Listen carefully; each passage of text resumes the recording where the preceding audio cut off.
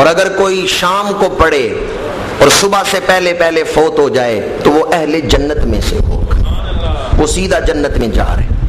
یہ سید الاستغفار کے الفاظ احادیث میں موجود ہیں، بخاری شریف میں ہے، اللہم انت ربی لا الہ الا انت خلقتنی وانا عبدک وانا علی عہدک ووعدک ما استطعت واعوذ بک من شر ما صنعت وابوء لک بنعمتک علی وابوء لک بذنبی اغفر لی فانہ لا یغفر الذنوب الا انت۔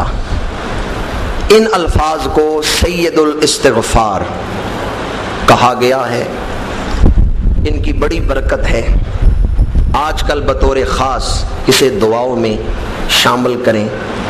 اور علامہ اسماعیل حقی نے لکھا ہے کہ اگر کوئی آدمی نزع کے عالم میں ہو، اس کی زبان نہ کھلتی ہو، کلمہ جاری نہ ہوتا ہو، تو یہ سید الاستغفار کے الفاظ لکھ کے پانی میں ملا کے وہ پانی پلا دیں اس مریض کو، تو اس کی زبان کھل جائے گی اور کلمہ جاری ہو جائے گا۔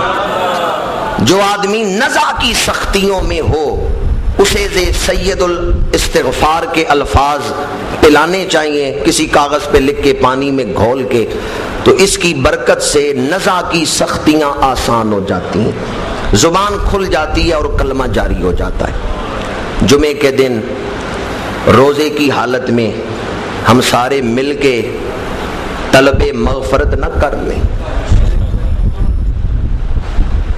بسم اللہ الرحمن الرحیم، اللہم انت ربی لا الہ الا انت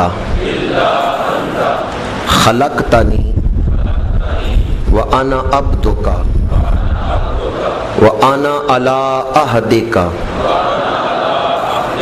ووعدک ما استطعت واعوذ بک من شر ما صنعت وابوء لک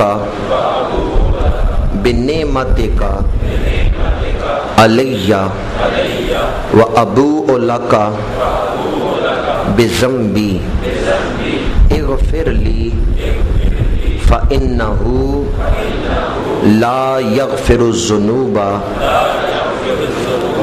الا انت۔ اللہ تعالیٰ کا شکر ہے کہ اس نے ہمیں زبان رسالت سے سکھائے گئے کلمات استغفار پڑھنے کی توفیق عطا کی ہے۔ آخری عشرہ، تیسرا عشرہ، اس کی بھی آمد ہے، چونکہ آج 16 رمضان ہے۔ دوسرے عشرے میں بخشش مانگتے ہوئے جب روزے دار تیسرے عشرے میں داخل ہوتا ہے تو اللہ تعالیٰ پھر اسے دوزخ سے آزادی عطا کر دیتا ہے۔ اس لیے استغفار پڑھتے ہوئے دوسرے عشرے سے تیسرے عشرے کی طرف چلے تو پھر یقیناً اللہ تعالیٰ بخشتا بھی ہے اور جنت بھی عطا فرماتا ہے۔ تیسرے عشرے میں رمضان کے فیوزات پورے عروج پہ ہوتے ہیں۔ تیسرے عشرے میں اعتکاف، تیسرے عشرے میں لیلۃ القدر، تیسرے عشرے میں رمضان شریف کے فیوز و برکات پورے عروج پہ ہیں، ختمات قرآن کی محفلیں ہوتی ہیں۔ اس لیے تیسرے عشرے میں جب کہ رمضان کی برکتیں اور رحمتیں پورے کمال پہ ہوں، آئیں ان سے لطف اندوز ہونے کے لیے اپنے آپ کو تیار کر لیں، اپنے دل کو میل سے صاف کر لیں۔ تیسرے عشرے کی خاص عبادت ہے اعتکاف، اور اعتکاف کی بڑی برکتیں ہیں۔ جو آدمی ایک نماز پڑھ کے دوسری نماز کے انتظار میں مسجد کے اندر بیٹھ جائے، اللہ تعالیٰ اس کا ذکر فرشتوں کی محفل میں کرتا ہے۔ حضور مغرب پڑھا کے حجرے میں تشریف لے گئے، کچھ صحابہ بیٹھے رہے کہ ہم عشاء پڑھ کے جائیں گے. حضور تیز تیز چلتے ہوئے مسجد میں آئے, سانس پھولا ہوا ہے, اور فرمایا صحابہ میرا رب تمہارے اوپر فخر کر رہا ہے. اور فرشتوں سے فرماتا ہے جاؤ میرے بندوں کو دیکھنا ہے تو انہیں جا کر دیکھو جو ایک نماز پڑھ کے دوسری کے انتظار میں میرے گھر میں بیٹھے ہوئے ہیں. اب آپ باشعور ہیں, ذرا فیصلہ تو کریں. جو ایک پڑھ کے دوسری کے انتظار میں بیٹھے, اللہ اس سے تو بڑی محبت کرتا ہے, اس کا ذکر تو فرشتوں کی محفل میں کرتا ہے. اور جس کی حالت یہ ہو جائے کہ ایک پڑھ کے دوسری کے انتظار میں مسجد میں بیٹھا ہے, دوسری پڑھ کے گیا نہیں بلکہ تیسری کے انتظار میں بیٹھ گیا, اور تیسری نماز پڑھ کے گیا نہیں بلکہ چوتھی کے انتظار میں بیٹھ گیا, چوتھی نماز پڑھ کے بھی نہیں گیا بلکہ پانچ, پورا ہفتہ ہی یوں گزارا ہے کہ ایک نماز پڑھ کے دوسری کے انتظار میں مسجد میں ہی بیٹھا ہوا ہے. اس سے اللہ کتنی محبت کرتا ہو. اعتکاف کرنے والے کو یہ شان ملتی ہے, پورا عشرہ مسجد کے اندر گویا اس نے اپنے بدن کو اللہ کے لیے وقف کر دیا. میں اس سے اپنے نفس کا کام نہیں لوں گا, میں اسے اللہ کے لیے وقف کرتا ہوں.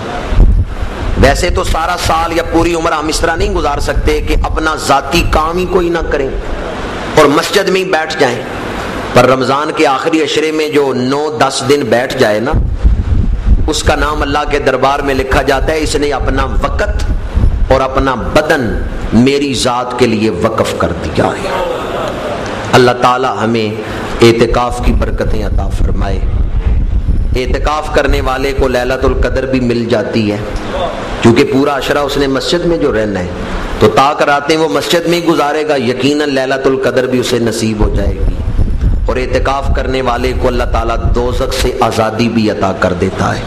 جو اللہ کے گھر مہمان بنتا ہے, مسجد اللہ کا گھر ہے, تو جو اللہ کے گھر آ کے بیٹھ گیا وہ تو ایسا سخی ہے کہ اگر کوئی اس کے دروازے پہ ڈیرا نہ لگائے, بس دروازے پہ آ کے مانگے تو وہ خالی نہیں لوٹاتا. تو اگر کوئی ڈیرا ہی لگا لے, اگر کوئی جم کے بیٹھ ہی جائے کہ میں نے لے کے ہی جانا ہے, اللہ اس کو خالی لوٹائے گا.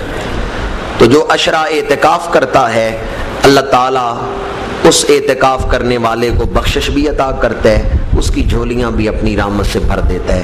اللہ تعالیٰ ہم سب کو آخری عشرے کی رحمتیں عطا فرمائے. کل 17 رمضان المبارک ہے اور یہ بڑی ہی شان والا دن ہے, یوم الفرقان. قرآن نے اس دن کا ایک علیحدہ سے نام رکھا ہے, یوم الفرقان. آج میں نے شہدائے بدر کا ذکر نہیں کیا. کل 17 رمضان ہے, فجر کی نماز کے بعد یہاں جو درس قرآن ہوتا ہے اس میں انشاءاللہ العزیز کل کا جو موضوع ہے وہ شہدائے بدر کا ذکر ہے. اور انشاءاللہ کل درس قرآن کے بعد ہم سارے مل کے اجتماعی طور پہ شہدائے بدر کی خدمت میں ایصال ثواب کریں گے. اس لیے میں آپ کی خدمت میں بڑی ہی عاجزی سے, بڑی اہمیت دلاتے ہوئے یہ بات عرض کروں گا کہ کل ضرور درس قرآن میں شامل ہوں اور درود شریف اور ختمات شریف پڑھ کے لائیں, تاکہ ہم سب کی طرف سے اجتماعی طور پہ شہدائے بدر کی خدمت میں ایصال ثواب کیا جا سکے. ان کا ذکر بھی میں کل کروں گا اور ختم شریف بھی ہم کل ہی انشاءاللہ پیش کریں گے.